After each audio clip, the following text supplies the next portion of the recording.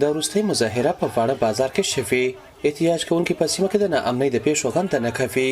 په احتیاجي لاریون کې برخوال وایي سیمه ترهګرۍ لپاره نور زغم نه لري. درې څلوېښت کاله انقلاب تېر شوی دی. د میډیا ټول معلومات درته کېږي چې دا څه روان فلحال موجوده چې دا خلک راوتلی دا د دغه خورې د دغه ملک خاطر باندې راوتلی دی چې میډیا چې نه کتل کېږي په یوه نوم په بل باندې موږ په خپله خوره کې امن غواړي انشاءالله که ضرورت شو د بارډر پر موږ پیدل معذرت ته یو کوته خو دلته کالوني شوله یاکیم دروازه شوله. په افغانستان کې ترهګرۍ پر ضد جګړه کې په تیرو شلو کالو کې د پښتونخوا صوبې سوات او د هغه وخت فاټا او په ځانګړي توګه شمالي او جنوبي وزیرستان د پاکستان د پوز او په ترهګرۍ د تورونو نور ډلو ترمنځ د جګړې میدان جوړ شوی چې پکښې دواړو خواو یو بل ته د زیانونو اړولو دعوې کړې دي.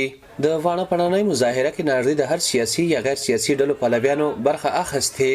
څو ورځې وړاندې هم د جنوبي وزیرستان په اعظم ورسک سیمه کې د پښتون ژغورنې غورځنګ یا پی ټی ایم یوه لویه احتجاجي مظاهره کړې وه. په یاده مظاهره کې منظور پښتین د وزیرستان ولس ته ویلي و چې د سوات په شان ترهګرۍ پر ضد یو شی.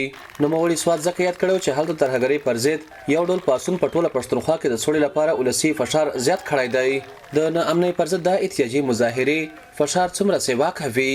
داسې وختونه مونږ لیدل چې په دې سیمه کې ترهګرو مو وسلوالو مو فیشن و د دې تنظیمونو خو اوس خلک په دې خبره باندې پوه شو چې دا چې کم تنظیمونه دي یا دغه کم خلک دی د دې نه به ځان څنګه بچ ساتو او دا څنګه راځي او څنګه خپریږي. د ناامنۍ پر ضد د پاکستان پوز عملیات کړي خو دغه ترهګرۍ او ځنګلو ځپلي تر اوسه د دواړو سیمو ولس د نور پاکستان په شان عادي ژوند نه تیروي.